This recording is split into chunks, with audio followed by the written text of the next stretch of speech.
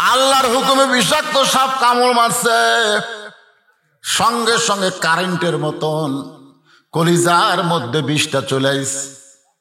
আবু বকর কান্দের বলে, সাপরে তুই আমারে কামড় মারলি, তুই মনে করছিস পা টান দিব? শোনে নে, আমার জীবন যাবে কিন্তু পা টান দিব না, কারণ বের হয়ে তুই আমার নবীরেও কামড়বি। সুবহানাল্লাহ। সাপ কয়, আল্লাহ লাভ হলো না তো, বিষ মুখে নিয়ে কামড় দিলাম, তাও তো পা টান দেয় না। আল্লাহ কয়, আবার দে, আবার দে। সাপ আবার কামড় দেয়। আবু বকর বলে, সাপরে তোর কি দয়া হয় না? নবী ঘুম পড়ে আবার রাতের উপরে, তোর কি মায়া হয় না? সাপও কান্দে, আবু বকর কান্দে। আল্লাহ বলে, সাপরে আবার কামড় দে, আবার কামড় দে। কিতাবের মধ্যে আছে 5 বার সাপটা কামড় মারলো, গোটা দেহ থর থর করে কাঁপতেছে। আবু বকর আর ধৈর্য ধারণ করতে পারে না, বিশ্বের যন্ত্রণায় অসতর্ক মুহূর্তে 1 ফোঁটা চোখের পানি কখন জানি নবীর গাল মোবারকে পড়েছে। নবী আমার শিশু বাচ্চার মতন চোখ মেলে বলতেছে, আবু বকর বিয়ে বাচ্চার কথা মনে করে কাঁদতেছ? আবু বকর বলে, হুজুর কি বলবো আপনাকে, এই চামড়াটা কেটে কলিজা বের করে যদি আপনারা হাতে দিতাম, আপনি খুঁজে খুঁজে দেখতেন আমার কলিজার মধ্যে আল্লাহ রাসূল ছাড়া আর কারো জায়গা নেই। তাহলে কেন কাঁদতেছ জানতে চাই। বলে, আপনি ঘুমায় গেলে আপনার কপালের ঘাম নিজের চেহারায় মালিশ করলাম, গাড়ে সুর অন্ধকার দুর্বৃত হয়ে আলোকিত হয়ে গেল, হঠাৎ ছিদ্র দেখতে পেয়ে বাম পায়খানা ছিদ্রের মুখে এখনো লাগাই আছি, কি যেন বারবার আমারে কামড় দেয়। নই বলে, আবু বকর তোমারে বারবার কামড় দেয় আর তুমি একবার আমারে ডাকতে পারলে না?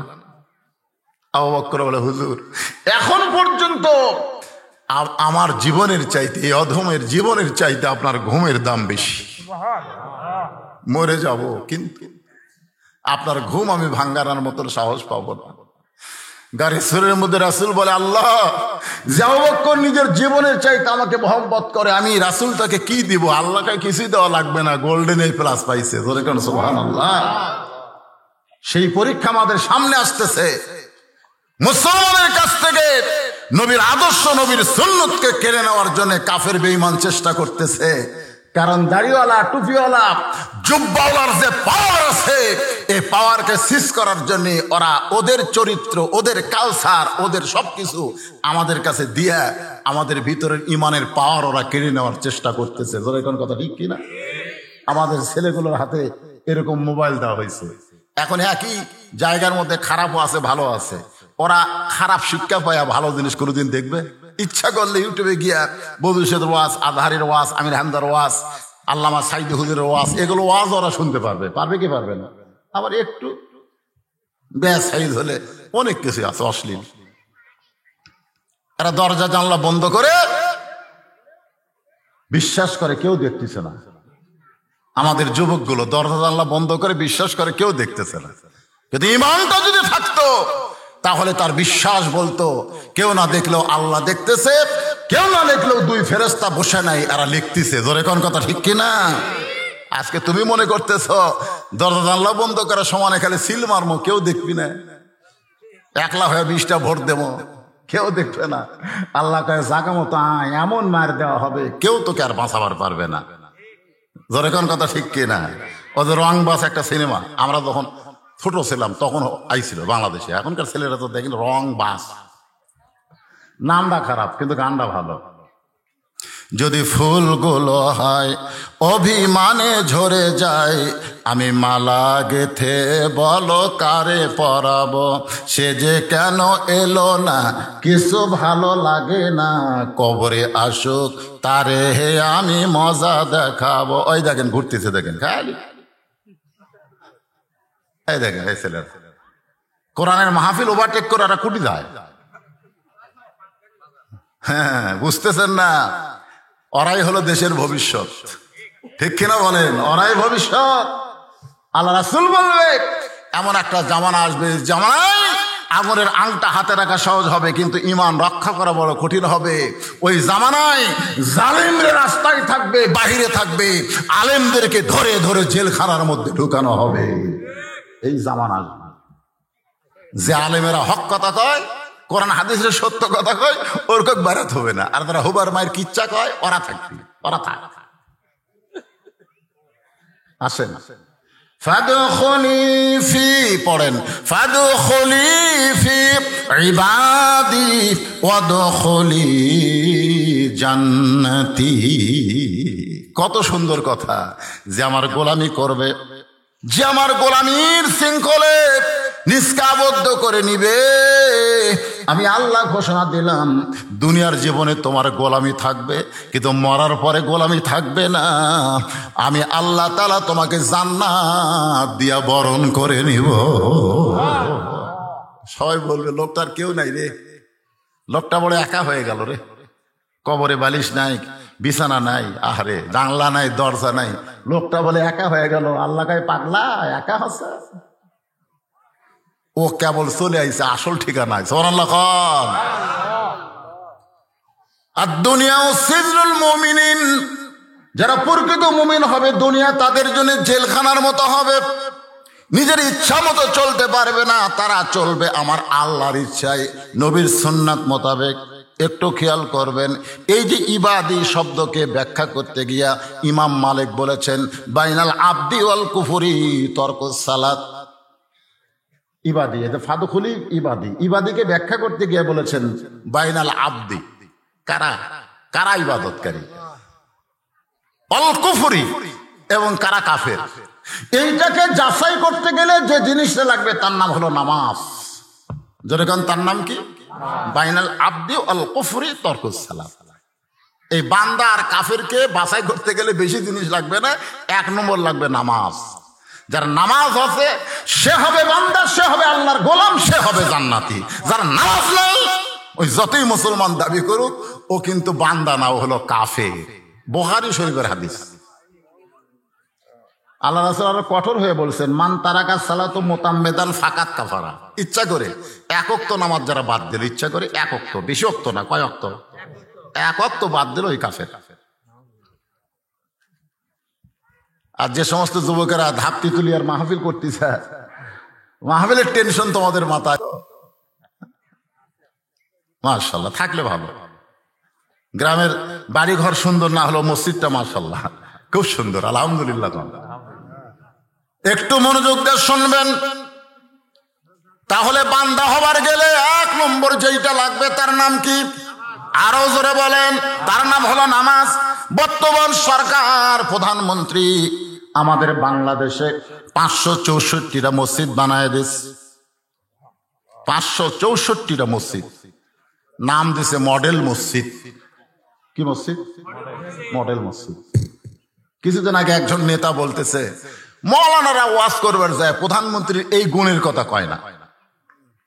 গোটা পৃথিবীর কোন প্রধানমন্ত্রী, কোন প্রেসিডেন্ট এত মসজিদ বানাচ্ছে যেটা বাংলাদেশের প্রধানমন্ত্রী তৈরি করলো? এ কথাটা অত্যন্ত বলা দরকার। তা আমি বললাম 564 মসজিদ করা, 564 সিনেমাও করবার পারতো, ধরে কোন ঠিক কিনা? তো সিনেমা হল না করে কি বানাইছে? মসজিদ বানাইছে। কারণ কি? এই যুবকগুলো বাইরে ঘোরার জন্য। কিন্তু আপনি গেছেন মসজিদে, মডেল মসজিদে কোনোদিন ঢুকছেন? কথা কয় না। এত সুন্দর মসজিদ বানালো, ঢুকবেন না? আমি কয়েকটা মসজিদের মধ্যে ঢুকে দেখছি বিশাল মসজিদ, কিন্তু মুসল্লি নাই। ধরে কোন কি নাই? মুসল্লি। তো বাংলাদেশে মানুষের সংখ্যা মনে হয় কম, মানুষের সংখ্যা কম না বেশি? কিন্তু মুসল্লির সংখ্যা। এই দায়িত্ব কার?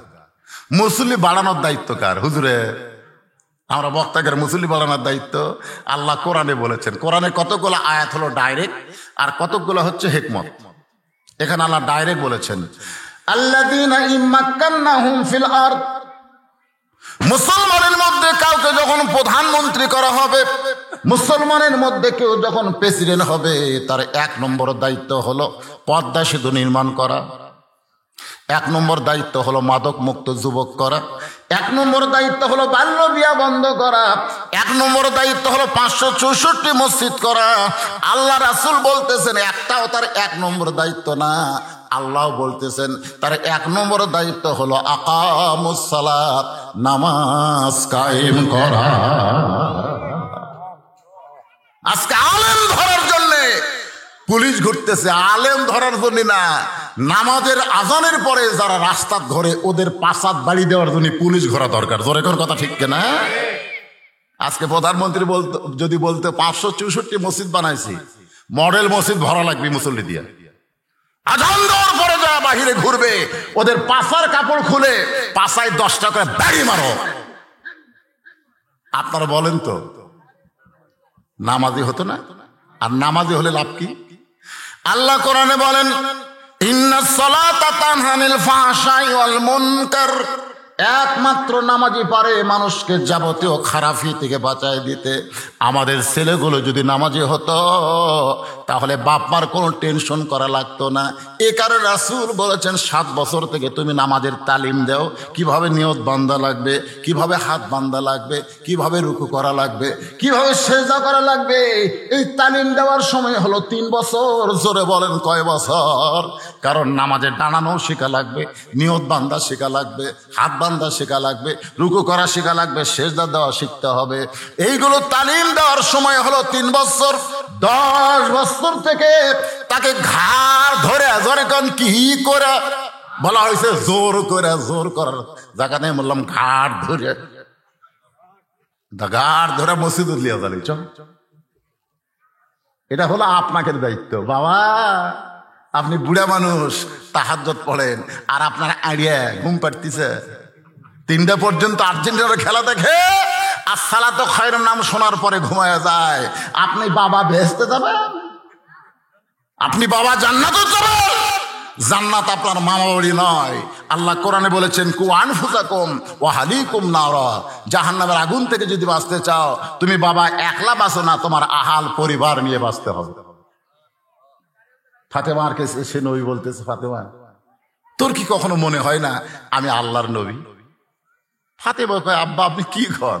আপনি হলেন ইমামুল আম্বিয়া, ইমামুল মুরসালিন, আপনি হলেন সমস্ত নবীদের ইমাম, খালি নবী? আল্লাহ নবী চোখের পানি বের করে বলে ফাতেমা তুই যেন কখনো মনে করিস না তোর বাবা আল্লাহর নবী বলে আল্লাহ তোকে জান্নাত দিবে। কখনো মনে করিস না মা আমি বিশ্ব নবীর মেয়ে হওয়ার কারণে আল্লাহ তোকে খাতির করবে। ও ফাতেমা আল্লাহর জান্নাতে যদি যাবার চাও তাহলে আল্লাহর বান্দি হও, আল্লাহর বান্দি হও, তুমি আল্লাহর হুকুমগুলো আমল করো। ফাতেমা তুমি যত আল্লাহর হুকুম আমল করবে আল্লাহ তোমার জন্য জান্নাতের দরজা খুলে দিবে। ফাতেমা চোখের পানি বের করে বলে বাবা আপনি বিশ্ব নবী হওয়ার পরেও আমার কোনো উপকার হবে না? রাসূল বলেন হবে, তবে আমার মেয়ে হিসাবে না, আমার উম্মত হিসাবে হবে। জোরে গান সুবহানাল্লাহ।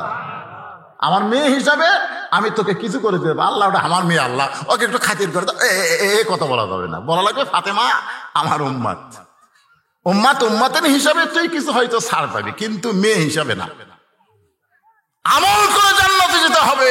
ফাতেমা বললেন বাবা তাহলে কি আমল করব?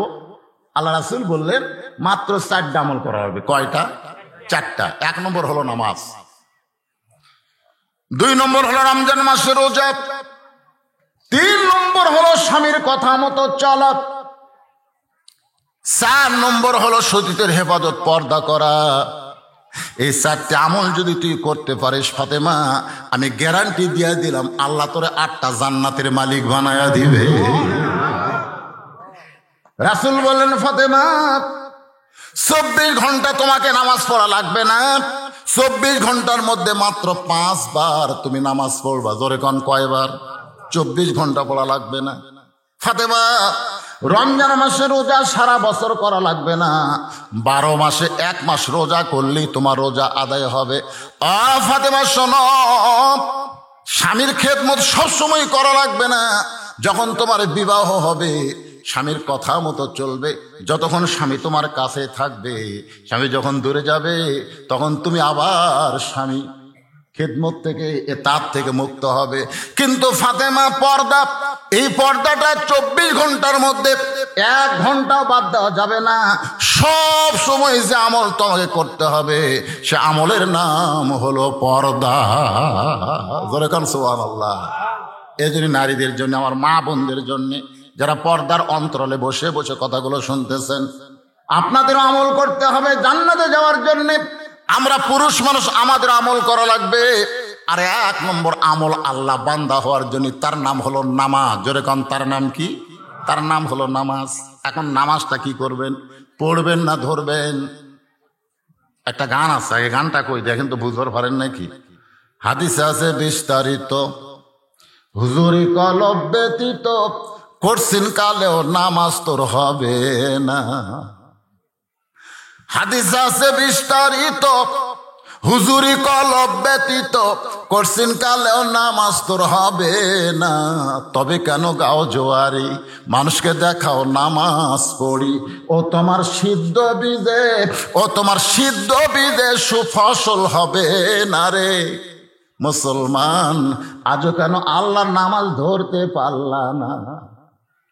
আজকে আমাদের বাংলাদেশে সমস্ত ইবাদতের চাইতে 1 নম্বর ইবাদতের নাম হলো নামাজ। জোরে বলেন, নাম কি? আর এই নামাজটা পড়লে হবে না, এই নামাজটা আমাদেরকে ধরা লাগবে। আমি নিজে যদি ধরতে পারি নামাজের মজা পাবো, আর মজা পাইলে আমি মানুষকে বোঝাবার পারবো। কিন্তু আমি নিজেই তো নামাজ ধরিনি, মাঝে মধ্যে পড়ি। এক লোক আমার কয়, হুজুর যারা খালি জুম্মা পড়ে এরকে খবর কি? 5 ওয়াক্ত পড়ে না, খালি জুম্মা পড়ে, এরকম লোক আছে না নাই? খালি কোনটা পড়ে? তাও জুম্মা ঠিক মতো পড়ে না, সবার শেষে আগে যায়। এরকে রেজাল্ট কি? আমি বললাম লা তাকনাতু মির রাহমাতিল্লাহ, আল্লাহ রহমত থেকে নিরাশ হওয়া যাবে না। আল্লাহ এদেরকেও জান্নাত দিবার পারে, কারণ আল্লাহ দয়ার শেষ আছে। তো জুম্মা পাটি মুসকে মুসকে হাসতেছে। আমি তখন কইলাম, আল্লাহ তোমাকে বলবে যে যারা 5 ওয়াক্ত পড়েনি, খালি জুম্মা পড়ছো, আমি আল্লাহ তাদেরকে জান্নাত দিলাম, যাও। সমস্ত জুম্মা পাটি খুশি হয়ে জান্নাতের দিকে মারবি দৌড়। জান্নাতের কাছে গিয়ে দেখে জান্নাতের দরজার বিশাল একটা তালা দেওয়া। তখন বলে, আল্লাহ আমাকে জান্নাত দিলেন, কিন্তু দরজার যে তালা, আল্লাহকে খুঁজে দেখ, চাবি তোর কাছে আছে। ওরা খুঁজে দেখবে একটা চাবি আছে, চাবি তালার মধ্যে ঢুকবে কিন্তু ঘুরবি না, তেল তেলা। বলে আল্লাহ চাবিটা তালার মধ্যে ঢুকলো কিন্তু ঘুরলো না। এখন কি হবে? আল্লাহ কয় তালার মধ্যে 5টা দাগ আছে, তোদের চাবির মধ্যেও 5টা দাগ থাকা লাগবে। ওই দাগে দাগে যখন মিশবে, কুট্টুস করে যখন তালা খুলবে, জান্নাতের মধ্যে তোরা ঢুকতে পারবি। বলে আল্লাহ 5টা দাগ কিসের? বলে তালার মধ্যে আছে, তোরকে চাবির মধ্যে নাই। বলে সেই 5টা দাগ কিসের? বলে 1 নম্বর হলো ফজর, 2 নম্বর জোহর, 3 নম্বর আসর, 4 নম্বর মাগরিব, 5 নম্বর এশা। এই 5 ওয়াক্ত নামাজ যাদের নাই, তারা জান্নাত খালি দেখবার পারবি, ঢুকবার পারবে না ভাই। এখন আপনারা কি করবেন? জান্নাত খালি দেখবেন না ঢুকবেন? তাহলে ঢুকবারে গেলে কয় ওয়াক্ত? আরো জোরে কোন কয় ওয়াক্ত? 5 ওয়াক্ত নামাজ আদায় করা লাগবে। সবচেয়ে দামি ইবাদত হলো নামাজ। এই জন্য আল্লাহ কোরআনে বলেছেন, ইন্না সালাতি ওয়া নুসুখি ওয়া মাহইয়ায়া ওয়া মামাতি লিল্লাহি রাব্বিল আলামিন। ফিলিস্তিনের মতন বাংলাদেশের মুসলমান যদি ভারতের কাছে অসহায় হয়, যেরকম ইসরায়েল বাহিনী ফিলিস্তিনকে অসহায় বানায়, ইচ্ছা মতো মারতেছে, জোরে কর কথা ঠিক কিনা? ভারতও যদি ইচ্ছা করে আমাকে এই বাংলাদেশ একটা দেশ করে, পেট খালি মেয়ে মানুষের মতন মরদ মানুষের বড় হচ্ছে, এরা যুদ্ধ করে পারবি? ভারত যদি একসময় কয়, বাংলাদেশেরা এতদিন পশ্চিম দিক হয়ে কাবার দিকে মুখ করে নামাজ পড়িস, এখন ভারতের দিকে মুখ করে নামাজ পড় লাগবে। নামাজ যদি ভারতের দিকে মুখ না করিস, সব কটা কি গুলি করে মারবো। তখন বলবি আমরা নামাজই ছেড়ে দিলেন, আমরা মরবার চাই না, বাঁচবার চাই। আপনারা কি মনে করতেছেন এখানে আল্লাহ কি বলতেছে?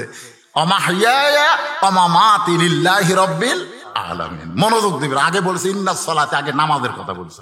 এখানে আল্লাহ বুঝাই দিলেন, যাদের ভিতরে নামাজ নাই তারা কোনোদিন আল্লাহর জন্য মরতেও পারবে না, আল্লাহর জন্য জীবন দিবারও পারবে না, বাতিলের বিরুদ্ধে তারা কোনোদিন আন্দোলনও করবে না।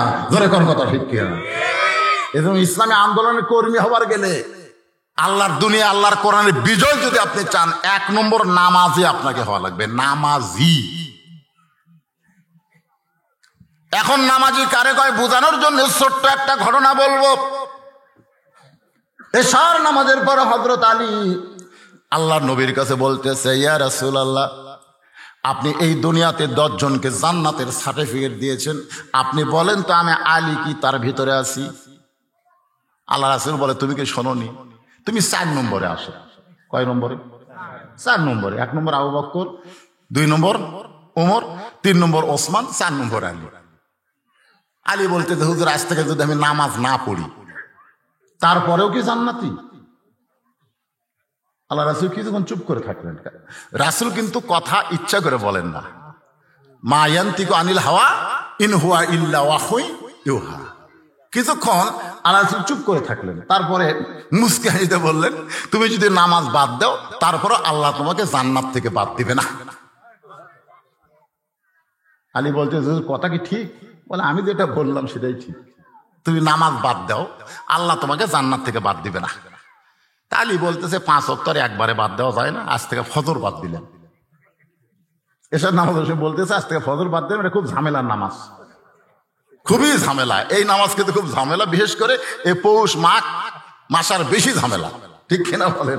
এই সকালবেলা কম্বল ল্যাপ তোষক বাদ দিয়ে ঠান্ডা পানিতে ওযু করে, আপনি কি মনে করছেন বর্তমানে এই সময় ঠান্ডার মাসে যারা ফজরের নামাজ ওযু করে মসজিদ দিকে যায়, ফেরেশতা বলে আল্লাহ এরা কে? আল্লাহ বলে বাংলাদেশে যদি বদর যুদ্ধ হতো এরা বদর যুদ্ধের সৈনিক। আর সালাত খায়রুন শোনার সাথে সাথে যারা ল্যাপক লাত্তি মারে, কম্বল ঠেলে ফেলে দেয়, কিসের ল্যাপ কম্বল? আমাকে আল্লাহ ডাকতেছে, মুয়াজ্জিন না, আমাকে কে ডাকতেছে? ঠান্ডা পানি ওযু করে, আল্লাহ কি হলো? ওযু শেষ, জীবনের গুনাহ শেষ। জোরে কোন সুবহানাল্লাহ। মসজিদে হাঁটতেছে, এখন ও মর্দে মুজাহিদ জিহাদের ময়দানে যাচ্ছে, সুবহানাল্লাহ বলেন। আর সেই নামাজ আলী পড়বি না। আল্লাহ রাসূল বললেন, ছাইরা দিলেও আল্লাহ তোমার জান্নাত থেকে বাদ দিবে না। হযরত আলী যখন চলে আসলো, এমন সময় আবু বকর নবীর কানের কাছে ফিসফিস করে বললেন, ইয়া রাসূলুল্লাহ, এত বড় বেয়াদবি আলী করলো, অথচ আপনি আলীরে ছাড় দিলেন, কিছুই বললেন না। রাসূল বলে, আবু বকর সাক্ষী থাকো, জান্নাতের জন্য যদি নামাজ হয় আলী নামাজ বাদ দিবার পারবে, আর আল্লাহর জন্য যদি নামাজ হয় আলী জীবন দিবে, কিন্তু 1 ওয়াক্ত নামাজ বাদ দিবে না। আবু বকর তুমি সাক্ষী থাকো, জান্নাতের জন্য যদি নামাজ হয় তাহলে আলী নামাজ বাদ দিবে, যে নামাজ বাদ দিয়েও তো জান্নাত পাওয়া যাচ্ছে। কিন্তু নামাজ যদি আল্লাহর জন্য হয় তাহলে আলী জীবন দিবে, কিন্তু তার জীবন থেকে 1 ওয়াক্ত নামাজ কোনোদিন বাদ দিবে না। আপনারা বলেন তো, আলীর কথা ঠিক না রাসূলের কথা ঠিক? আলী কিন্তু বলেছে আমি ফজর বাদ দিলাম। হযরত আলী প্রতিদিন এশার নামাজ পড়ে এসে বাড়ির দরজায় সালাম দেন, এটা হলো নবীর সুন্নাত। আপনি বাহির থেকে যখন বাড়ির মধ্যে ঢুকবেন এমন সময় আপনাকে একটা সালাম দেওয়া লাগবে, গোটা বাড়িকে লক্ষ্য করে, আসসালামু আলাইকুম ইয়া আহলাল বাইত, আমার বাড়িতে যারা আছো সকলের প্রতি আল্লাহ রহমত বর্ষিত হোক। আল্লাহ নবী বলেছেন, শুধু জীবিত মানুষ নয় রে, তোদের পাশে যদি কোনো গোরস্থান থাকে ওই গোরস্থানের পাশে দিয়ে যখন তোমরা যাবে ওদেরকে তোমরা সালাম দিও, ওদেরকেও সালাম দিও। সবচাইতে বড় দোয়া হলো সালাম। আসসালামু আলাইকুম ইয়া আহলাল কুবুর, যারা কবরে আছো, আমরাও আসতেছি ভাই, আমরাও আসতেছি প্রতি ধাপে ধাপে। আমি এখন কুন্দুল বাজারে যাই আর তারাশে যাই, যেখানেই যাই না কেন ভাই, প্রতি ধাপে ধাপে আমার হায়াতকে আমি অতিক্রম করে মৃত্যুর দিকে আসতেছি। করে কর কথা ঠিক। সকালবেলার সূর্য হলো তোমার শৈশবকাল, দুপুর বেলার সূর্য হলো তোমার যৌবনকাল, আর বিকাল বেলার সূর্য হলো তোমার বুড়াকাল। এই মাঝে মধ্যে আয়নায় দাঁড়াই আর মনে মনে চিন্তা করি, আমার সময় বিকাল হয়ে গেছে, মিশে মায়াই বন্দিরে থাইকা করলাম কত খেলা। তিনতলা বানাইছি, কয়তলা? কয়তলা?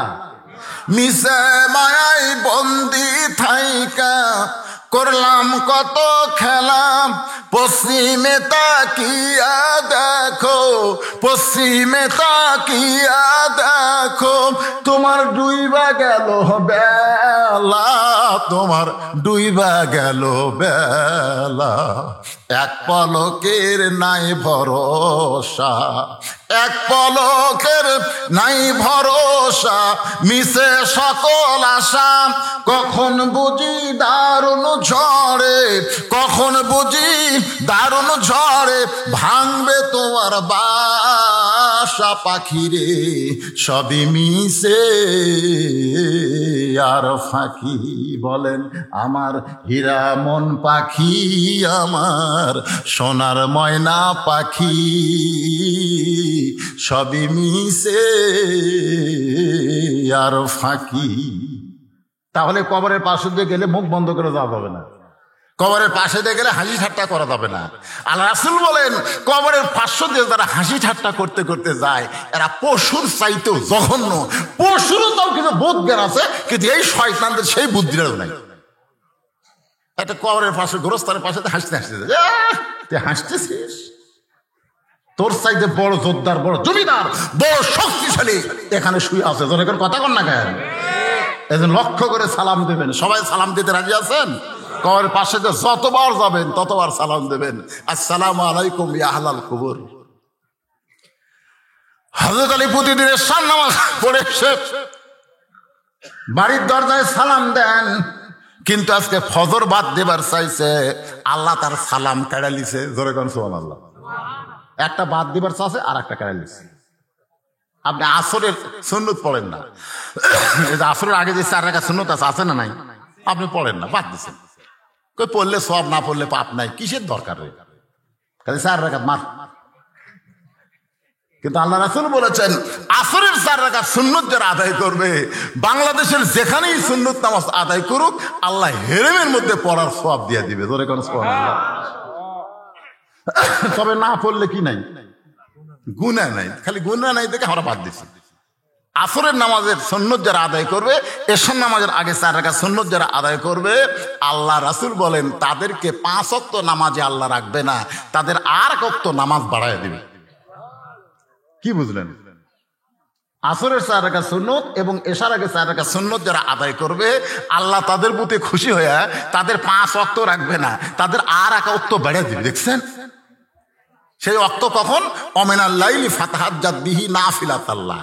সবাই যখন ঘুমায় থাকবে, নেটওয়ার্ক যখন ক্লিয়ার, দেখবেন সবসময় আজেবাজে যখন কিছু ফ্রি টিরি দেয় তখন দেখবেন মোবাইল করলি কবি ব্যস্ত। এ কথা কয় কি কয় না, মানে নেটওয়ার্ক এমন বিজি হয়ে গেছে, কিন্তু সবাই ঘুমিয়ে গেছে, তখন নেটওয়ার্ক কি একেবারে ক্লিয়ার হয়ে গেল। আপনি তাহাজ্জুদের 4 রাকাত নামাজ পড়লেন, কমপক্ষে 4 রাকাত, 8 রাকাত 12 রাকাত আপনি আদায় করতে পারেন, তবে কমপক্ষে কয় রাকাত? 4 রাকাত নামাজ আদায় করলেন। 1 জগ পানির মধ্যে 1 মুষ্টি চিনি দিয়ে 2টা ঘন্টন মারলে ওই পানির মধ্যে চিনি যেমন বিলীন হইয়া যায়, ওই তাহাজ্জুদ গুজারি বান্দাটা আমার আল্লাহর মহব্বতে নিজের অস্তিত্বকে তেমন বিলীন করে দিবে। ওর কাছ থেকে গুড়া দুনিয়াও যদি চায় নেওয়া হয়, কেড়ে নেওয়া হয়, ও কোনোদিন 1 ওয়াক্ত নামাজ বাদ দিবে না। সুবহানাল্লাহ কন না কেন? হযরত আলী কি বাদ দেবার চাচ্ছে? ফজরের নামাজ। আল্লাহ সালাম কেড়ে লিখছে, দরজায় ডাকতেছে, হাসান হোসেনের মা দরজা খুলে দাও। এতদিন সালাম দিত, আগে সালাম দিত, আর আজকে সালামের কথা আল্লাহ কেড়ে লিখছে। তো এখন সালাম না দিয়ে বলছে হাসান হোসেনের মা দরজা খুলে দাও। ফাতেমা দরজা খুলি বলতেছে আসসালামু আলাইকুম। আলী বলতে তার মনে নাই রে, আসসালামু কবলাল কালাম, কোন কথাবার্তা বলার আগে কি দেওয়া লাগবে? আর আমি হাসান হোসেনের মা দরজা খুলো, সালাম বাদ দিয়ে আমি আগে তোমার ডাক দিলাম। ফাতেমা বলতেছে আমি তো সালাম দিছি, আপনি ওয়ালাইকুম কন।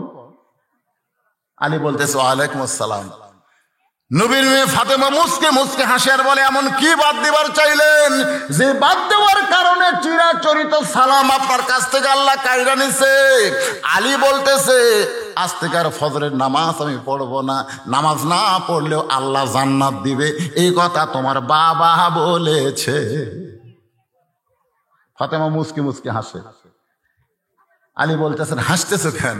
বলে, আচ্ছা ফজর নয় বাদ দিলেন, কিন্তু তাহাজ্জুদ? আলী বলতেছে, ওটা বাদ দেওয়া যায়? সুবহানাল্লাহ। তাহলে তাহাজ্জুদ বাদ দিতে পারবেন না, ফজর বাদ দিবেন? আলী বলে, ফাতেমা অত কথা বলো না, নবীর কাছে বলে আইছি ওই কষ্টের নামাজ আজ থেকে আর আমি পড়বো না। তাহাজ্জুদের নামাজ হয়ে গেল। কিছুক্ষণ পরে যখন হযরত বেলাল আজান দেয়, যেই বেলালের আজানটা শুধু দুনিয়ার মানুষের মধ্যে সীমাবদ্ধ থাকে না, আল্লাহর আরশ পর্যন্ত পৌঁছে যায়। আচ্ছা সেই আজানে কি হবে কন্ত মুসলমানের? আমার এক মুয়াজ্জিন সাহেব কয়, হুজুর এই কিছুদিন হলে আমি আজান শুরু করতে কুত্তে ভুক ভুক করে, মানে আগে করতো না, কিন্তু কিছুদিন হলে যে ফজর আজান দিবা শুরু করি তখন চারিদিক থেকে কুত্তাতে কি হয়, দৌড়ে এসে মসজিদে হু হু হু করে। কারণ কি? আমি কইলাম, বাড়ি কি কারণ রে? আপনাকে এলাকাতে এরকম কুত্তা ভোগে নাকি? তা আমি চিন্তা করলাম, কুত্তা ভোগে কেন? তারপরে একজন আমাকে কইল, হুজুর যে মুয়াজ্জিন আজান দিচ্ছে কুত্তা ভোগার কারণ হলো ওর বেটাই হয়তো ঘুম পড়ে, মসজিদে আসে না, এই জন্য কুত্তার এটা পছন্দ হচ্ছে না। কিরে তুই তো নিজের বেটা ঘুম পড়ে, তুই আজান দিয়ে কাক চাপন করবো রে? আপনি খোঁজরা দেখেন তো মুয়াজ্জিনের আসল খবর কি। পরে খোঁজরা দেখি মুয়াজ্জিনের 3টা আইডিয়া, এক ওয়াক্ত নামাজ পড়ে না। কুত্তা এসে লোকমা দিচ্ছে আজান, এই মসজিদ দেওয়ার আগে তোর আইডিয়ার কাছে আগে আজান দে, ওই 3 চেতন করা তারপরে মসজিদে তাই। কারণ জান্নাতে যাবার চাইলে তুই বাবা মুয়াজ্জিন একলাই যাবার পারবি না, ওদেরকে সাথে নিয়ে যাওয়া লাগবে। জোরে কোন কথা ঠিক কিনা? হযরত বেলালের আজান আল্লাহর আরশ পর্যন্ত পৌঁছে যায়। এই কথার দ্বারা মুয়াজ্জিনে মনে কষ্ট নেবেন না। আল্লাহ রাসূল বলেছেন, বেলালে আয় আয় আমার কাছে আয়, আজকে একটু মাপ দিবার চাই। বেলাল বলে, হুজুর কি মাপ দিবেন? বলে, আমি হলাম ইমাম, তুই হইলাম মুয়াজ্জিন, আমরা দুইজন দাঁড়াবো, দেখি কে লম্বা হয়। বেলাল কয়, হুজুর আপনার থেকে তো আমি খাটোই। রাসূলকে আয় তো দেখি। নবীর কাছে আসলে বেলালকে রাসূল মাপ দিয়ে দেখে আধাত খাটো।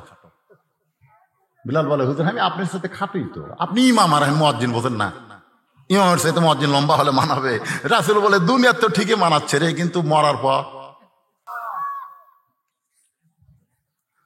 হযরত বেলাল পাগলের মতন কাঁদতেছে, হুজুর আপনার মাথার উপর আমার মাথা কেন যাবে? রাসূল বলে, বেলাল রে কান্দিস না, লাইলাতুল মিরাজে এমন একটা জায়গায় আমি ভয় পাইছিলাম, আল্লাহর কাছে আমি একাই যাচ্ছি। এতক্ষণ আমার সঙ্গে জিবরাইল ছিল, কিন্তু এখন আর জিবরাইল নাই, আমি একা একা আল্লাহর কাছে কেমনে যাই? এমন সময় দিকে আমার সামনে কে যেন হাঁটতেছে। ডাকতে বললাম, মাবুদ গো, ফেরেশতা জিবরাইলকে তুমি কাইরা নিলা, আসার অনুমতি দিলা না, কিন্তু এই নীরব জায়গা আমার সামনে এমন করে কে যায়? আল্লাহ বলে, হাবিব আপনার সামনে যারা হাঁটনের শব্দ পান তাকে কি এক নজর দেখবার চান? নই বলে, আল্লাহ গো আমার আগে তোমার আরশে কে আইছে, আমি এক নজর দেখতে চাই। আল্লাহ বলে, বেলাল নবীর দিকে একবার তাকা। হযরত বেলালের মুখটা দেখে নবী চমকে গেল। মেরাজ পাড়ি দিয়ে তাকায় দেখে সকালবেলা বেলাল। নবী বলে, বেলাল রে তুই কখন আইলি? বেলাল বলে, হুজুর কোথায় গেলাম? রাসূল বলে, বল তুই কখন আইলি? বেলাল বলে, কোথায় গেলাম?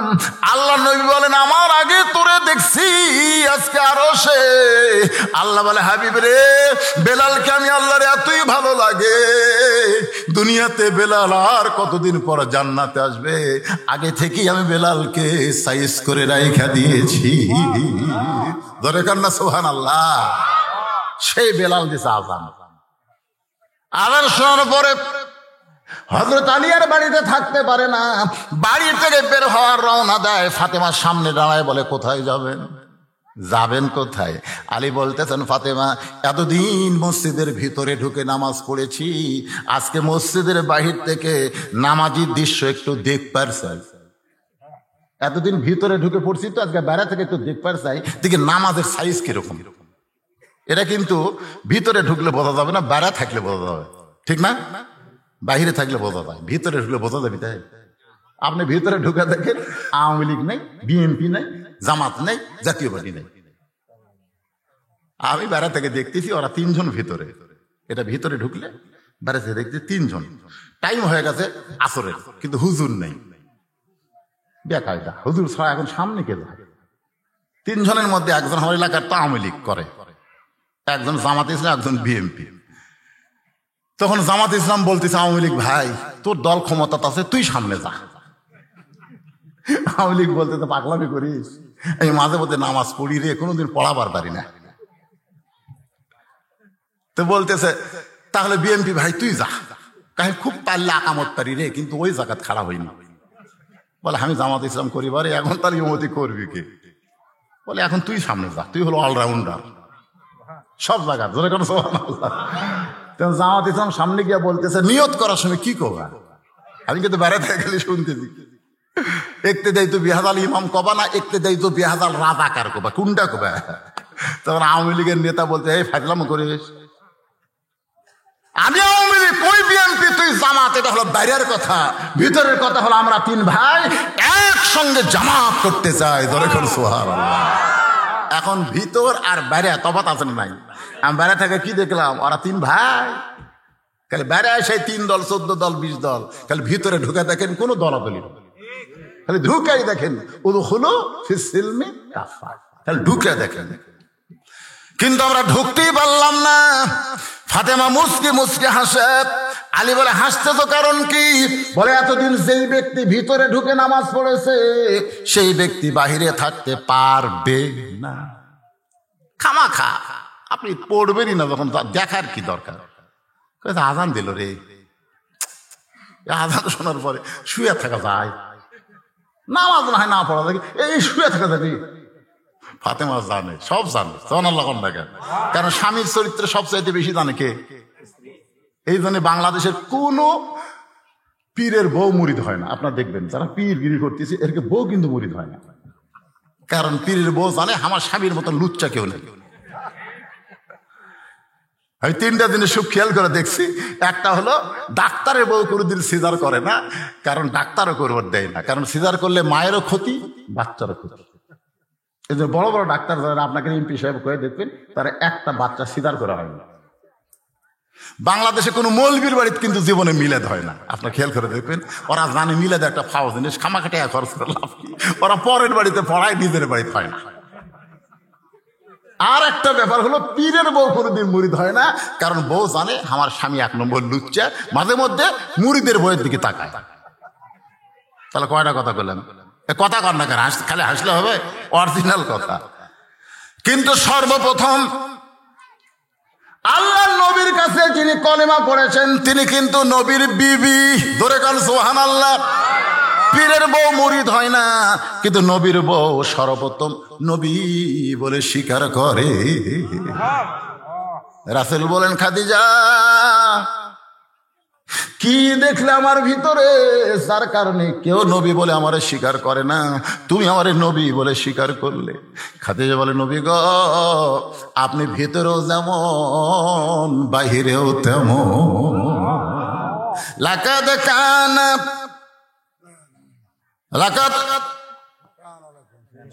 কানা লাকুম ফি রাসূলিল্লাহি উসওয়াতুন হাসানা। যখন সুবহানাল্লাহ। আমরা হুজুরেরা বাইরে হুজুর, ভিতরে কিন্তু হুজুর হতে পারিনি। আমি নিজের কথাই বলতেছি, কিন্তু আল্লাহ রাসূল বাহিরেও যা ভিতরেও তাই। নবীর ঘরের কথাও যদি প্রকাশ করে সেটাও আমাদের জন্য ইবাদত। জোরে কোন সুবহানাল্লাহ। ঘরের কথাও যদি বইয়েরা বলে যা আমার নবী এইরকম, ওটাও ইবাদত। কারণ নবী যা কিছু করছেন সমস্ত কিছু করাই আমাদের জন্য সুন্নাত। জোরে কোন সুবহানাল্লাহ। তাহলে কি বুঝলেন? সর্বপ্রথম নবীর হাতে যিনি কলেমা পড়েছে তার নাম কি? খাদিজাতুল কুবরা। আল্লাহ কোরআনে বলেছেন, ওয়া ইন্নাকা লাআলা খুলুকিন আযীম। তাহলে স্বামীর সবচেয়ে বেশি চেনে কে? তার বিবি। জোরেকান কে চেনে? সেই বিবির কাছে হুজুর হবার চাও? একটু মনোযোগ দিয়ে শুনবেন। হযরত আলী মসজিদের বাহির থেকে নামাজের দৃশ্যটা দেখতে চায়, এমন সময় দেখতে পায় মসজিদের বারান্দায় আবু যর গিফারি ফজরের 2 রাকাত সুন্নত নামাজ আদায় করতেছে। ফজরের আগে কয় রাকাত সুন্নত? এই 2 রাকাত সুন্নতের দাম আল্লাহ রাসূল বললেন আসমান এবং জমিন বিক্রি করলেও ফজরের 2 রাকাত সুন্নতের দাম দেওয়া যাবে না। তাহলে ফরজের আগে 2 রাকাত সুন্নতের এত দাম, তাহলে ফরজের 2 রাকাতের ফরজের কি দাম? ফজরের 2 রাকাত ফরজের দাম আছে না? আর সেটা বাদ দিয়ে খালি ঘুম পাড়ে। আপনাদের গ্রামের মসজিদের মুয়াজ্জিন সাহেব এখানে আছে? কোথায় সে? মুরব্বী বাবা, ফজরের খবর কি? ভালো, আলহামদুলিল্লাহ। আসলে কোন গ্রামে কেমন খবর ফজরের লিলি বোঝা যাবে। আবু যর গিফারি নামাজ পড়তেছে সুন্নত। এমন সময় হযরত আলী আবু যর গিফারের দিকে তাকাইছে। কি তাকান? এইরকম না, রাসূল বলেছেন ইত্তাকু ফিরাসাতাল মুমিনিনা ফাইন্নাহু ইয়ানজুরু বিনুরিল্লাহ। হযরত আলী তাকায় দেখতে পায় আবু যর গিফারি মধুপান করতেছে। এই জন্যে আল্লাহ রাসূল বলে তোরা নামাজ নিয়ে কবরে যা, 1 নম্বরের কোনো টেনশন করা লাগবে না। যখনই মুনকির নাকির বলবে মান রব্বুকা, তোমার রবকে, তখন আপনাকে বলা লাগবে না, আপনার নামাজ খাড়া হবে, আপনি ঘুমের মধ্যে থাকবেন। নামাজ খাড়ায় বলবে এই মুনকির নাকির এই কাকে রব সম্পর্কে প্রশ্ন করিস? এই যাই শুয়ে আছে, তা আমি কি? আপনি কে? নামাজ। এমন ঘুম দেওয়া দিছে, ডাকিস না, যা করা লাগে আমাকে কর। তো বলতেছে মান রব্বুকা, কে রে পাগলা? এই এসে ঘুম পাড়তেছে, সারা জীবনে কয় ওয়াক্ত নামাজ পড়ছে হিসাব জানিস? মনকে নাকি আমরা হিসাব কি হবে জানবো? তো জানিস না তো ধরছিস কেন? কয় রাকাত নামাজ পড়ছে জানিস? ওয়াক্তই জানি না, রাকাত তাহলে কেমনে জানবো? প্রত্যেক রাকাতে কইছে আলহামদুলিল্লাহ রাব্বিল আলামিন, সেটা জানিস? রুকুতে গিয়ে বলছে সুবহান রাব্বিল আযীম, সেটা জানিস? সেজদাত গিয়ে বলছে সুবহান রাব্বিল আলা, সেটা বুঝিস? যাই দুনিয়ার জীবনে এতবার রব রব রব রব করে কবরের মধ্যে একটু ঘুম পাড়তিস, তা আবার ডিস্টার্ব করিস কেন? মুনকির নাকির বলবে আল্লাহ তোমার বান্দাকে মান রব্বুকে প্রশ্ন করার কারণে নামাজ যে খেপা খেয়েছে, আল্লাহ বলে যে নামাজ নিয়ে কবরে যাচ্ছে, ওর আবার রবের কি উত্তর রে? ওর উত্তর হয়ে গেছে। তোরে কাছে 1 নম্বর যারা পারবে তাদের জন্য 2 নম্বর 3 নম্বর আল্লাহ সহজ করে দিবে। জোরে কান সুবহানাল্লাহ। তাহলে কবরের 1 নম্বর প্রশ্নের উত্তর জন্য আমাদের নামাজের দরকার আছে না নাই? ফজরের 2 রাকাত সুন্নত নামাজ পড়া যখন শেষ, আবু যর গিফারি বলতে আলী ভাই এসার সময় না কইলেন আমি ফজর পড়বো না, তাহলে আমার সুন্নত আদায় করলেন? আলী বলতে আবু যর আমি বলেছি ফজরের নামাজ পড়বো না, তাই বলে কি সুন্নত পড়া যাবে না? আবু যর চুপ। আলী বলতেছে আমি বলছি ফজরের নামাজ পড়বো না, তাই বলে কি সুন্নত পড়া যাবে না? আবু যর গিফারি চুপ হয়ে গেলেন, কারণ রাসূল বলেছে আনা মাদিনাতুল ইলমি ওয়া আলিউ বাবুহা, আমি হচ্ছে ইলমের শহর, আলী হচ্ছে তার দরওয়াজা। জোরে খান সুবহানাল্লাহ। এজন্য নবীর পরেই প্রত্যেকটা সাহাবী হযরত আলীকে ওস্তাদের মতন সম্মান করতেন। যখন কেউ কিছু বুঝতো না তখন বুঝের জন্য হযরত আলীর কাছে যাইতেন। সুবহানাল্লাহ। আবু বকর, উমর, ওসমান সবাই, কারণ নবী কইছে যে আমি হচ্ছে ইলমের শহর, আলী হচ্ছে তার দরওয়াজা। কিছু যদি পাবার চাও আমার কাছে না আসে আলীর কাছে যাও, কারণ দরজা দিয়ে না ঢুকলে ঘরের মধ্যে আসতে পারবা না। জোরে কর কথা ঠিক কেন? খুব খেয়াল করবেন। এই জন্য প্রত্যেকটা সাহাবী হযরত আলীকে ওস্তাদের মতন সম্মান করতেন। যেই বলছে আমি না হয় ফজর পড়বো না, তাই বলে কি সুন্নত পড়া যাবে না? কিছুক্ষণ পরে যখন জামাতের সময় হয়েছে, হযরত বেলাল আকামত শুরু করেছেন। আকামতের মধ্যে একটা শব্দ দুইবার বলে, কদ কামাতিস সালাহ, কদ কামাতিস সালাহ। শব্দের অর্থ হলো নামাজ দাঁড়িয়ে গেছে। এমন সময় আল্লাহর আইন হলো কুমু লিল্লাহি কানিতিন। কুম মানে কি? দাঁড়াও, লিল্লাহি আল্লাহর জন্য, কনিতিন আনুগত্য নিয়ে। তার মানে বোঝা গেল দাঁড়ানোর মতন শক্তি আপনার থাকলে আপনি বসে থাকার নামাজ হবে না। নামাজের যে কয়টা ফরজ আছে তার মধ্যে একটা ফরজ হলো দাঁড়িয়ে নামাজ পড়া। যখন কি হয় নামাজ পড়া? তাহলে দাঁড়ানোর মতন যার শক্তি আছে তাহলে তাই কি বসা চলবি? কিন্তু এখন দুই একটা আছে সিয়ারত বসতে আছে না? নাই আপনাকে হয়তো এখানে নাই। ওই দেখবেন গোটা হাট বাজার করতেছে ব্যাগ লিয়া, ভ্যানের 10 টাকা দিবে না দেখে 2 কিলো হাঁটতেছে, কিন্তু মসজিদে ঢুকাই সিয়ার খুঁজতেছে। এখন আপনারা বলেন কোরআনের এই আয়াত অনুযায়ী সিয়ারত বসে নামাজ হবে? হবে, যদি হাত পা ভাঙ্গা যায়, রুকু সেজদা করবার যদি না পারে, তাহলে তার নামাজ হবে কিন্তু জামাত হবে না। এই জিনিসটা খেয়াল করুন, তার নামাজ হবে কিন্তু জামাত। কারণ জামাত করতে গেলে কাতার সোজা করা হলো ওয়াজিব, আর কাতার সোজা করতে গেলে পায়ের গোড়ালির সঙ্গে গোড়ালি মিল করা হলো ফরজ। আগালি মিল করলে হবে না, গোড়ালি মিল করা লাগবে। এখন গোড়ালি যদি মিল করবার চান, আপনি সিয়ারত বসলে আপনার পায়ের গোড়ালি কোথায় গেল? তাহলে আপনার তো কাতার সোজা হচ্ছে না। তাহলে ওই সিয়ার বসা মানুষকে মসজিদে নামাজ পড়তে দিবেন একেবারে সবার শেষে। তুই যখন সিয়ারতি বসবি তুই শেষে যা, তুই আমাকে কাতার ছাড়া। ধরে কেন কি ছাড়া? কথা কয় না কেন? কি ছাড়া? তুই আমাকে কাতার ছাড়া। যেই মাত্র কদ কামাতিস সালাহ, কদ কামাতিস সালাহ বলেছে কে? হযরত বেলালের আকামতের ভিতরে সঙ্গে সঙ্গে আলীকে কোরআন বলতেছে কুম কুম, বসে আছিস কেন? তুই ফজর পড়বো না, বাড়ি থাক, হাতে বসানো থাক। তুই মসজিদের মধ্যে ঢুকে সুন্নত পড়ে বসে আছিস দাঁড়া, লিল্লাহি আল্লাহর জন্য। সুবহানাল্লাহ, আল্লাহর জন্য খাড়া হ। খালি দাঁড়ালে হবে না, আনুগত্য নিয়ে দাঁড়া। হযরত আলী খুব জোরে সরে সামনে কাতারে গিয়া দেখে জায়গা নাই।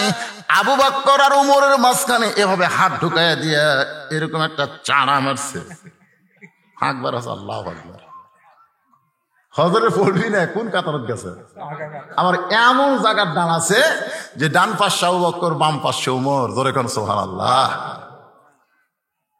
ফজরের নামাজ শেষ, ফজরের নামাজ শেষ। আজকের বিষয় হলো ফাদখুলি ফি ইবাদি ওয়াদখুলি জান্নাতি। আর ইবাদত করতে গেলে 1 নম্বর ইবাদতের নাম কি? আরো জোরে বলেন। বাংলাদেশের নামাজ না থাকার কারণে আজকে আমাদের সমাজের অবস্থা এমন হলো, দেখবেন 5 ওয়াক্ত নামাজ যে মহিলা পড়ে ও কোনোদিন বেপর্দা হয় না। কারণ নামাজে ওকে পর্দা শিখায়। আপনি যেমন তেমন কাপড়ে কিন্তু নামাজ পড়লে হবে না। মেয়েরা দেখবেন যখন বাড়িতে নামাজ পড়ে তখন এত সুন্দর করে কাপড় গায়ে দেয়। ওই নামাজ 5 বার পড়ার পরে আল্লাহ তারে বুঝাই দিল, তুই এত সুন্দর করে যখন নামাজ পড়িস, আল্লাহর সঙ্গে দেখা করতে চাস, তাহলে জনগণের সঙ্গে পর্দা করি তোকে থাকতে হবে। আমার মা বোনেরা মনোযোগ দিয়ে শুনবেন। হযরত আলী সামনে কাতারে নামাজ যখন শেষ হয়ে গেল, সালাম ফিরানোর পরে নবী বললেন, আলী তুমি তো ফজরের নামাজ পড়বা না, তাহলে সামনে কাতারে কেন? আবু বকর খালি মুচকি মুচকি হাসতেছে। সুবহানাল্লাহ। আল্লাহ রাসূল এসার সময় কি কথা? নামাজ যদি জান্নাতের জন্য হয় আলী নামাজ বাদ দিবি, এটা আল্লাহর জন্য হলে ইন্না সলাতি, নামাজ কার জন্য? যদি আল্লাহর জন্য হয় আলীর জীবন যাবে, কিন্তু তার জীবন থেকে 1 ওয়াক্ত নামাজ কোনোদিন বাদ যাবে। এটা কিন্তু আবু বকর রাসূল কইছে। এখন আলীকে বলতেছে, আলী রে তুই না কইলি ফজরের নামাজ পড়বো না, তাহলে সামনে কাতারে খবর কি? আলী পাগলের মতন কান্দে। রাসূল বলে, আলী রে কান্দিস কেন? তুই কান্দার কারণ কি? আলী বলতেছে, নবী গো বহু চেষ্টা করলাম নামাজ বাদ দিব। রাসূল বলে, কেমনে দিবি? জিহাদের ময়দানে মুসলমানের বিজয় হলো, কিন্তু যিনি ময়দানের সেনাপতি তিনাকে খুঁজে পাওয়া যাচ্ছে না। ওই যুদ্ধের সেনাপতি হলেন হযরত আলী। জোরে কান সুবহানাল্লাহ। মুসলমানের বিজয়ের পর সেনাপতির মুখে নবী জিহাদের বিজয়ের খবর নিবে, কিন্তু সেনাপতি নাই। রাসূল বললেন, আমার আলী এখন কোন জায়গায়? তন্ন তন্ন করে খুঁজে দেখে ময়দানের ভিতরে, যুদ্ধের ময়দানের ভিতরে হযরত আলী সেজদার মধ্যে পড়ে আছে। সাহাবীরা এসে হযরত আলীর দিকে লক্ষ্য করে দেখে হযরত আলীর পিছে এমন একটা তীর ঢুকে গেছে। নবীর কাছে গিয়ে বলতেছে, রাসূলুল্লাহ, আলীরে পাওয়া গেল। রাসূল বললেন, কোথায়? বলে, আল্লাহর কাছে। কারণ মানুষ যখন সেজদা দেয়, ওয়াক্তারিফ অসজুদ ওয়াক্তারিফ, আল্লাহর সব চাইতে নিকটে চলে যায়। আপনি যখন সেজদা দিবেন তখন আল্লাহর সবচেয়ে নিকটে চলে গেছেন। জোরে কর সুবহানাল্লাহ। হুজুর, আমরা লক্ষ্য করে দেখলাম আলীর পিঠে একটা তীর ঢুকেছে। ওই পিঠের মধ্যে তীরটা এখনো দেখা যায়। আমরা কি করব? আল্লাহ রাসূল বললেন, আলীরে কষ্ট দিস না, আলীরে কষ্ট দিস না, খবরদার তীরটা নিয়ে বের করবে না। কিতাবের মধ্যে আছে, হযরত আলী যখন নামাজের মাঝখানে, এমন সময় দুজন সাহাবী, জাবের আর হুযায়ফা, দুইজন সাহাবী, তাদেরকে রাসূল বললেন, তোরা জামাতে নামাজ পড়বি না, ওই তীর বের করার জন্য তোদের চেষ্টা করা লাগবে। নামাজের মধ্যে হযরত আলী তীর শলাকা ধরে টানে, আলী খালি লড়ে। যেই মাত্র সেজদায় গেছে, এমন সময় দুইজন সাহাবী ওই তীরটা পিঠ থেকে বের করার জন্য, কারণ কাফেরেরা তীরের সঙ্গে বিষ মাখায়া এমন ভাবে মাইরা দিয়েছে, ওরা সামনে মারতে পারে নাই, পিছন দিকতে মারছে। কারণ আলীর সামনে যে আসে সে খতম হয়ে যায়। সুবহানাল্লাহ। তো ওরা কি করছে? পিছন দিক থেকে মারছে। এখন বিষ মাখা দিচ্ছে, গোস্ত জমাট হয়ে গেছে সিমেন্টের মতন। দুইজন সাহাবী পিঠের উপর দুই পাও দিছে, জানেন? পা দিয়ে এত জোরে টান মারছে, তীর শুধু বের হয় নাই, তীরের সঙ্গে গোস্ত পর্যন্ত ছিঁড়াইছে।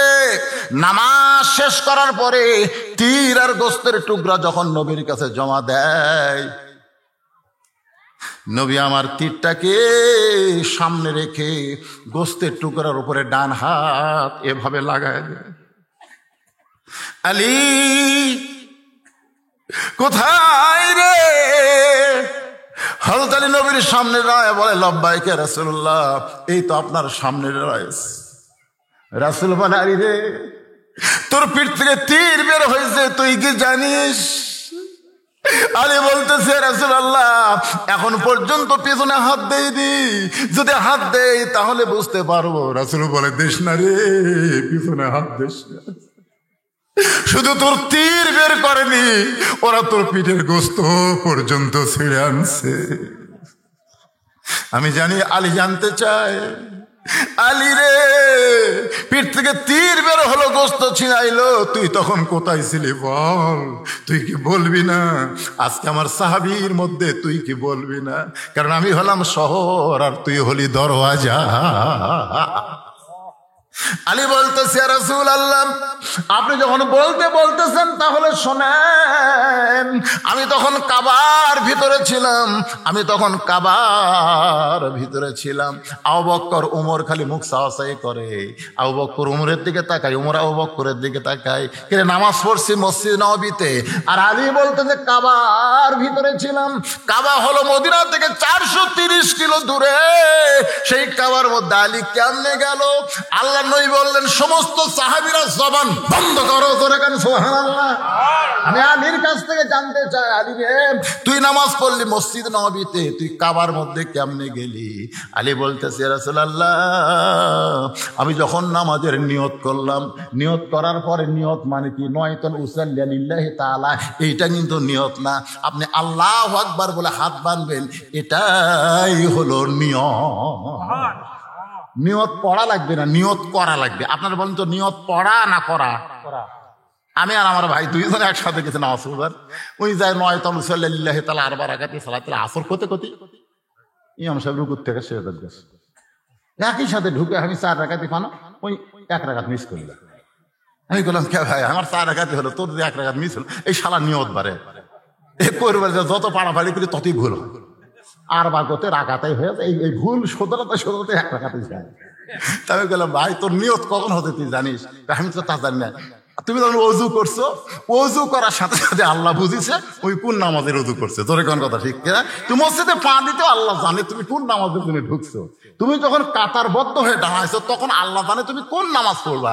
তারপরে আবার নিয়ত পড়া লাগবে। অজু করতেই তোমার নিয়ত হয়ে গেছে। তো নিয়ত করার পরে আমি তাকায় দেখি, একটু মনোযোগ দিয়ে শুনবেন, এই ভ্যান দেখবেন। বিরক্ত হচ্ছেন? এই মাহফিলে কোন আদায় আছে? কোন আছে? নাই, আমি তো গতবার আইছিলাম, কোন আদায় না। আপনি এরকম চিন্তা করবেন না হুজুর শেষে বোধহয় আদায়ের টান দিবেন। আমি ঘড়ি ধরে ওয়াজ করতেছি, ঘড়ি অবশ্য দেখার চান্স পাইনি, কেবল আসতেছে 3:32। ওয়াজ হবে কতক্ষণ? 4টা পর্যন্ত। না না, 4 দিয়ে যাবি না, কারণ আগে ওয়াজ না আগে নামাজ। আর সবচাইতে সালাতুল ওস্তা হিসাবে যে নামাজকে ঘোষণা করা হয়েছে তার নাম হলো আসরের নামাজ। আসরের নামাজকে বলা হয় সালাতুল ওস্তা। ওস্তা বোঝেন? বোঝেন? সবচাইতে গুরুত্বপূর্ণ নামাজ হলো আসরের নামাজ।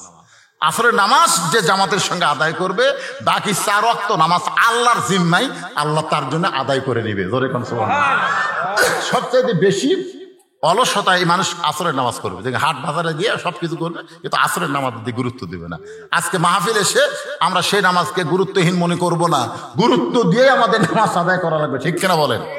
গত বছর এখানে বিশাল জামাতে নামাজ হয়নি, আজকে হবে ইনশাল্লাহ। সব হয়তো মসজিদে যাবেন না। এখানে আমি তো মনে হয় মুসাফির হয়ে গেছি, তাহলে তো হচ্ছে না। যদি মুসাফির না হতাম তাহলে আমি নামাজটা আজকে পড়াতাম। হ্যাঁ, কিন্তু না, মুসাফির হয়ে গেছি, কারণ আমি তো পরকার ওয়াজ খেয়াল করা লাগবে। আমি বাড়ির থেকে যখন রওনা দিছি এ ওয়াজ না, পরে যার একটা ওয়াজ আছে গুরুদাসপুর সিংড়া, ওটা দেখলে মুসাফির, তাহলে আমাকে দেওয়া হচ্ছে না। কিন্তু আপনাকে সাথে আমি জামাতে নামাজ পড়বো, সমস্যা আছে? আলহামদুলিল্লাহ। রাজি আছেন তো? কারা কারা রাজি? আল্লাহ খাদ দেখা তো দেখি। কোনো টেনশন করেন না। আজকে জীবনে দেখেন নামাজ পড়ার, নামাজ ধরা, যে নামাজ মানুষকে সব পাপ থেকে হেফাজত করবে, নামাজই পারে মানুষকে। আল্লাহ কয় নামাজের জোরে ফায়েশা কাজ যাবে দূরে, পাক কোরআনে রয়ে আছে ঘোষণা। এখন আকাম কুকাম নামাজ রোজা একসাথে বান্ধিয়া বোঝা, জাহান্নামে দিয়াছ রওয়ানা। আজ কেন আল্লাহর নামাজ ধরতে পারলা না? সে নামাজ নিয়ে আলোচনা হচ্ছে, গুরুত্ব কম না বেশি? আর বিষয়টা হলো ফাদখুলি ফি ইবাদি ওয়াদখুলি জান্নাতি। আপনি নামাজ ধরছেন বলেই আপনি আল্লাহর বান্দা হয়ে গেলেন, আর বান্দা হয়েছেন বলেই আপনি জান্নাতের মধ্যে ঢুকে গেলেন। ধরে কেন সুবহানাল্লাহ। তাহলে সেই নামাজের গুরুত্ব কম না বেশি? এখন আপনাদেরকে মাত্র 5টা মিনিট, আমার মায়েরা হয়তো বলবে যে হুজুর খালি নামাজ নামাজ নামাজ নামাজ করলো, অথচ আমাদের পর্দা নিয়ে কোনো কথা বললো না। আমার মায়েদের জন্য বলতেছি, মা, গভীর রাত্রে, রাতটা যখন গভীর হয়ে গেছে, এমন সময় ফাতেমা স্বামীর বুকের মধ্যে মাথা দিয়া ফুঁপায় ফুঁপায় কাঁদতেছে। আলী বলে, ফাতেমা কান্দার কারণ? বলে, কান্দার কারণ হলো আল্লাহ তাআলা আমার দোয়া কবুল করছে। আল্লাহ আমার দোয়া কবুল করছে। আলী বলে, ফাতেমা তুমি কি পাগলি হলে? আল্লাহ দোয়া কবুল করলে মানুষ কাঁদবে কেন? বরং মানুষ খুশি হবে। কি দোয়া করছো ফাতেমা? বলে, দোয়াটা হলো আল্লাহ যেন আমাকে পর্দার মধ্যে মৃত্যু দেয়। আল্লাহ বলেছে, ফাতেমা তোমার দোয়া আমি কবুল করলাম। সুবহানাল্লাহ। আলী বলে, ফাতেমা রে, যে সারা জীবন পর্দা করে সে তো পর্দার মধ্যেই মৃত্যুবরণ করবে। বাংলাদেশে মেয়েরা কিন্তু পর্দা সারা জীবন করে না, কিন্তু মরার পরে তাদের পর্দা করায়। জোরে কোন ঠিক কিনা? আপনাদের এলাকার মেয়েরা মরলে কয়টা পর? তুই বাঁচতে চাকরিশ করছিস, কিন্তু মরার পর একের 5টা দিয়ে ওই খাটনি কিন্তু ঢাকা থয়। আমার এলাকায় কি করে? খাটনি ঢাকে। মেয়ে মানুষের লাশ দেখা যায় না, খাটনি মধ্যে ঢাকা থয়। ফেরেশতারা ঘরে আর কয়, আল্লাহ ইবাসে থাকতে গোটা গ্রামের লোক এক দেখলো, আর মরার পরে লাশটাও খাটনি পর্যন্ত চাদর দিয়ে ঢাকলো। আল্লাহ কয়, ফেরেশতা, এই দেশের নাম হলো বাংলাদেশ রে। এরা বাঁচতে না মানলেও মরার পরে এরা মানে। মায়েরা আছে না নাই? এজরকার মায়েরা আছে না নাই? এই মায়েদের জন্য বলছি, শোনেন। ফাতেমা বলে, স্বামী আমার দোয়া আল্লাহ কবুল করেছে, কিন্তু আপনি কি জানেন আমার মৃত্যু কখন হবে? আলী বলে, ফাতেমা কে কখন মরবে এটা দুনিয়ার কোনো মানুষ বলতে পারে না। ফাতেমা বলতেছে, আল্লাহ যদি আমাকে জানায়, আল্লাহ পাক আমার জানাইছে এই গভীর রাত্রে ফাতেমার মৃত্যু হবে। হযরত আলী ছোট বাচ্চার মতন কান্দে। আমার মায়েদের জন্য ওয়াজটা করতেছি, মা একটু মনোযোগ দিয়ে শোনেন। গভীর রাত্রে ফাতেমা দুনিয়া থেকে বিদায় নিল। গভীর রাত্রে থেকে জানাজা ছাড়া ফাতেমা কিন্তু বলেছে আমার লাশটা খাটনি তুলবেন না, কারণ খাটনি কান্দে নিলে আমার দেহের ওজন মানুষ বুঝতে পারবে। ওগো স্বামী, আপনি ছাড়া আমার দেহের কত ওজন এটা দুনিয়ার কোনো মানুষ যেন বুঝবার না পারে। জোরে কান সুবহানাল্লাহ। কারণ আপনি আমাকে লাড়াচাড়া করেছেন, আপনি আমার স্বামী, আপনি আমাকে কান্দে করে নিয়ে যাওয়ার পারবেন না। ওই জান্নাতুল বাকির পূর্ব কোণায় সবুজ রঙের একটা বাতি জ্বলবে, ওই বাতি বরাবর আমাকে দাফন করে দিবেন। হযরত আলী গভীর রাত্রে ফাতেমাকে কবর দেওয়ার পর আমার আল্লাহর কাছে বলতেছে, আল্লাহ দুনিয়ার জীবনে কিছুই দিবার পারলাম না, খালি কবর দিলাম। আল্লাহ গো, নবীর কলিজার টুকরা ফাতেমা, কত ধনী ধনী যুবকেরা বিয়ে করবার চাইছিল, কিন্তু নবী আল্লাহর হুকুমে গরিব আলীর সঙ্গে ফাতেমার বিয়ে দিল। আল্লাহ গো, আমি আলী সুখ দিবার পারিনি দুনিয়াতে, মরার পরে তুমি একটু তারে সুখ দিও। এই দোয়া যেই মাত্র হযরত আলী করেছে, করার পরে তাকায় দেখে সামনে কয়েকটা পুরাতন কবর। এই মাত্র ফাতেমার কবর দিল, সেই নতুন কবর আর নাই। আলী গোটা জান্নাতুল বাকির মধ্যে পাগলের মতো দৌড়ায়, ফাতেমার কবর, ফাতেমার কবর। কে যেন ডাক দে বলে, আলী রে, কিয়ামত পর্যন্ত যদি হায়াত পাস আর যদি ফাতেমার কবর খুঁজতে থাকিস, কোনোদিন ফাতেমার কবর খুঁজে পাবি না। তুই স্বামী হলে কি হবে ফাতেমার পর্দার কাছে, আমি আল্লাহ তাআলা এত দরদি হইছি, তার কবরকেও পর্দা করে দিয়েছি। এই পর্দা করার কারণে ফাতেমা হলো খাতুনে জান্নাত, জান্নাতি সমস্ত নারীদের নেত্রী। আমার মা বোনেরা যেখানে বসবাস শুনতেছেন, আমি শুধু পুরুষের নামাজের কথা বলতেছি, নারীদের নামাজ এর মধ্যে আছে, কিন্তু বাড়তি আপনার পর্দা। ফাতেমার সঙ্গে যদি জান্নাতে যাবার চান, এই পর্দা কিন্তু আপনাদের করতে হবে। মা, বিলের ভিতরে আপনারা থাকেন, বাইরে তো যাওয়ার খুব একটা দরকার পড়ে না, ঠিক কিনা বলেন? আল্লাহ কোরআনেও বলেছেন, অকরনা ফি বুয়ুতি কন্যা। বুয়ুতি কন্যা মানে কি? বাড়ির মধ্যে, বাড়ির মধ্যে কন্যা, কন্যা ওরা কয় না, কন্যা, কন্যা মানে কি? এই কথা কয় না, বাড়ির মধ্যেই থাকতে হবে, বাড়ির বাইরে যাবার পারবা না। না, আল্লাহ এত কঠোর হয় না। আল্লাহ বলেছেন বাড়ির বাইরে যদি যাবার চাও তাহলে পর্দা করে যাওয়া লাগবে। পর্দা কি? এখন আপনাদের কাছে পর্দা হয়ে গেছে বোরকা। বোরকা কি? বোরকা হলো বহু কাপড় দিয়ে সাজা গুজিয়া বানানা। আমি আমার নানির বোরকা দেখছি, দাদির বোরকা দেখছি, তারা যখন কোনো জায়গায় যাইতো, তাদের যে টোপলা কাপড় সব ওই বোরকার ভিতরে, বোরকার মধ্যে ব্যাগ, বোরকার মধ্যে পানির ডাবরি, বোরকার মধ্যে সব। এখন এই চিকন মানুষ এক বোরকার মধ্যে সব নেওয়ার কারণে এই হাতির মতন মোটা হয়ে গেছে। মানুষ কিন্তু চিকন, কিন্তু ভিতরে সব লিখে তো দাঁড়া কিছু লাগছে, ভিতরে নেওয়ার কারণে মোটা হয়ে গেছে। মরদ মানুষকে এটা মানুষ লয়, এটা পেতনি রে। কেউ যদি একবার তাকাছে ভয় আর দুইবার তাকায় না। আর এখনকার বোরকা গুলো ভাই এমন বোরকা আটো সাটো হসে, এখন ভিতরে কোন জিনিস কুটি আছে বাইরে থেকে বোরকা পড়লেও বোঝা যায়। জোরে কোন ঠিক কিনা? এটা বোরকা লয় তো, এটা পর্দা লয় তো। পর্দা হলো যে পরপুরুষ যেন বুঝবার না পারে। মায়েরা যারা আছেন একটু মনোযোগ দিয়ে শুনবেন। এবার হযরত আলী বলতেছে, রাসূলুল্লাহ, নামাজের নিয়ত করার পর আপনি বলেছেন তাকায় থাকতে হবে সেজদার দিকে। জোরে কোন, কোন দিকে? এই নিয়ত করার পরে কোন দিকে? সেজদার দিকে তাকায় থাকতে হবে। রুকুত গেলে কোন দিকে? এগুলা কিন্তু তালিম দেওয়া নাকি 7 বছর থেকে। অনেকে আছে নামাজ পড়ে, আমি যতবার মক্কা মদিনা গেছি ভাই, আমাকে বাংলাদেশি মুসলমানের নামাজ হলো সবচাইতে ভালো। ওই সুদানি আফ্রিকানের নামাজ পড়ে ঘাড় চুলকে, 2 হাতে ছাড় দিয়ে ঘাড় চুলকাচ্ছে, এ করতেছে। আমি কই কি রে, আমাকে বাংলাদেশের নামাজ এত ভালো, এরকে নামাজ এরকম ব্যাসাই দেখে। আমি ওটা বুঝতে পারলাম কাবার কাছে গিয়ে। কাবার কাছে গিয়ে দেখি ভাই গোটা কাবার মাত্র একটা দরজা, আর সেই দরজাটা বাংলাদেশের দিকে। ধরে করো সুবহানাল্লাহ। হায় হায়, একটা ঘরে ঢুকতে গেলে দরজা দিয়ে ঢোকা লাগে। আল্লাহর কি শান, সে দরজাটা বাংলাদেশের দিকে আল্লাহ ঘুরে দিয়েছে। যা তোরা এখানে নামাজ পড়বি না, তোদের নামাজ তোদেরকে কাবার ভিতর দিয়ে বাইতুল মামুর থেকে আল্লাহর আরশ পর্যন্ত পৌঁছে দিবে। তোদের নামাজ হবে আসসালাতু মিরাজুল মুমিনিন, তোদের নামাজ হবে মুমিনদের মেরাজ। জোরে করে সুবহানাল্লাহ।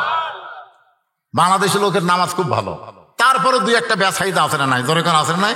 কারণ ওদেরকে ছোটবেলায় ওদের বাপ মা শিখায়নি, তালিম দেয়নি। এখন থেকে তালিম দিবেন আপনাদের নাতিদেরকে, বাচ্চাদেরকে তালিম দিবেন। এখন হযরত আলী সেজদার দিকে তাকায় আছে, এই যে দুইটা চোখ কোন দিকে? সেজদার দিকে। আলী বলতেছে রাসূলুল্লাহ, আমি বহু চেষ্টা করলাম সেজদার দিকে তাকায় থাকবো, কিন্তু কে যেন আমার চোখের পাতা ভারী করে দিল। আমি তাকায় থেকে সেজদার দিকে, কিন্তু চোখের পাতা ভারী হয়ে গেছে। হুজুর, আমার চোখটা যখন বন্ধ হয় আমি তখন দেখতে পাই যেখানে সেজদা দিব সেইখানে আল্লাহর কাবা ঘর এসে দাঁড়িয়ে আছে। ওসমান গনি কয়, কে রে ওমর ভাই, আলী যে বলতেছে আমার চক্ষু যখন বন্ধ হয় আমি তখন দেখতে পাই, কিন্তু চোখ বন্ধ হলে দেখবি কেমন? দেখেন ওনারা কিন্তু দামি সাহাবী, 1 নম্বর 2 নম্বর 3 নম্বর, তার মধ্যে খুশখুশি শুরু হয়ে গেছে। কে রে আসলে তো চাই। আলী বলতেছে আমার চক্ষু যখন বন্ধ হয় আমি তখন দেখতে পাই। এটা কোন চোখ? না না, আমরা ছোটবেলা পড়েছি একই চন্দ্র 2 পক্ষ 3 নিত্র। নিত্র মানে চোখ, চোখ হলো আসলে 3টা। মুসলমানের 2 চোখ হওয়ার কারণে মুসলমানেরা মার খাচ্ছে। 3 চোখ যখনই খুলবে তখন মুসলমান দুনিয়ার পাগল হবে না, আল্লাহর পাগল হবে। জোরে কোন কথা ঠিক কিনা? আলী বলতেছেন ইয়া রাসূলুল্লাহ, আমি তখন দেখতে পাই আমার সেজদার জায়গায় আল্লাহর কাবা ঘর। আল্লাহর কাবা ঘর দেখে আমার চোখ দিয়ে দর দর করে পানি পড়তেছে। কাবার মালিক এখন ডাক দেয় বলে, আসলে নামাজ কার? জোরে বলেন কার? কাবার মালিক ডাক দেয় বলে, আলী রে, তোর নামাজের সাইজ ভালো, এই জন্য আমি আল্লাহ তাআলা দূরের কাবা সেজদায় দিলাম, তারপরে তুই কান্দিস কেন? আলী বলতেছে, আল্লাহ তুমি যখন আমার সঙ্গে কথা বলো আমার সাহস বাইরে গেল। মাবুদ, সেজদার জায়গায় কাবা দিয়া তুমি আলী রে খুশি করতে পারবা না। আল্লাহ বলে, আলী কেমনে খুশি হবি? বলে, আমি রে কাবার সেজদা দেই না, আমি আলী কোনদিন কাবায় সেজদা দেই না, আমি সেজদা দেই কাবার মালিক আল্লাহর কুদরতি পাই। তোমার 2টা পা আমার সেজদায় দাও, আমি তোমার পায়ে সেজদা দিয়া সুবহান রাব্বিল আলা বারবার বলতে চাই। তুমি উপরওয়ালা, আমি আলী হলাম সেজদাওয়ালা। আলী বলে, নবী গো, ওই আল্লাহর কুদরতি পায়ে সেজদায় আছি, ওই সময় আমার পিঠ থেকে তীর টেনে বের করছে, পিঠের গোশত ছিঁড়াইছে। আমার 7টা টুকরা করলেও আমি বুঝতে পারতাম না, কারণ নামাজ আমাকে আল্লাহর কাছে পৌঁছায় দেয়। আলী বলতেছি, ইয়া রাসূলুল্লাহ, বহু চেষ্টা করলাম ফজরের নামাজ পড়বো না, হুজুর বহু চেষ্টা করলাম আমি আজকে ফজরের নামাজ পড়বো না, কিন্তু আমি চেষ্টা করলে কি হবে? আমি নামাজ ছাড়বো, কিন্তু নামাজ আমাকে ছাড়বে না। বিশ্বাস যদি না হয়, একদিন এশার নামাজ না পড়ে আপনি বিছনায় ঘুমার যাবেন। বিশ্বাস যদি না হয়, এশার নামাজ পড়ে আপনি বিছনায় ঘুমাতে যাবেন, আমি যত বড়ই বাপের বেটা হন না কেন আপনি কিন্তু ঘুমাতে পারবেন না যতক্ষণ এশার নামাজ না পড়বেন। ধরে কোন ঠিক কি না? এই 5 ওয়াক্ত নামাজের একদিন এশার না পড়ে ঘুমান না কেন? পারবেন না। তো তাহলে সেই নামাজকে আমরা ছাড়বো? আল্লাহ আমাদের সবাইকে, এই বিলের এই মানুষগুলোকে 5 ওয়াক্ত নামাজ ধরার তৌফিক দান করুক। সকলে বলেন আল্লাহুম্মা আমিন। আস্তাগফিরুল্লাহ। পরে এ ভাই, এই কোন লোকের উঠলেন কেন? এখানেই নামাজ হবে তো, হাত তোলেননি আপনারা? মুনাজাতের পরে একটু সাথে সাথে নামাজ হবে না, একটু ওযু করার টাইম দেওয়া হবে, তারপরে আমরা এখানে নামাজ পড়ব। আল্লাহুম্মা আমিন। আল্লাহুম্মা আনতাস সালাম ওয়া মিনকাস সালাম, তাবারাকতা ইয়া যাল জালালি ওয়াল ইকরাম। আয় আল্লাহ তাআলা, তোমার কয়েকজন যুবক কষ্ট করে মেহনত করে হাজার হাজার টাকা খরচ করে আজকের এই ধাপ তেতুলিয়া ধাপ পাড়া জান্নাতের বাগান লাগাই দিছে। তোমার হাজারো বান্দা বান্দি আজকের এই জান্নাতের বাগানে কোরআন হাদিসের আলোচনা শেষে আমি গুনাহগারের সঙ্গে রহমতের দরজায় ফকির হয়ে দোকানা হাত তুলেছে। মেহেরবানি করে আজকের মাহফিল আমাদের সকলের হেদায়েতের জন্য, নাজাতের জন্য, জান্নাতের জন্য কবুল করো। এই মাহফিলের শুরু থেকে শেষ পর্যন্ত যত আলোচনা হয়েছে আল্লাহ, এর মধ্যে যদি ত্রুটি হয়, ভুল হয়, মাফ করে দাও। এর জাহাদিয়া মঞ্জুর করো। সোনার মদিনায় নবী পাকের রওজা মুবারকে আল্লাহ তুমি কবুল করে নাও।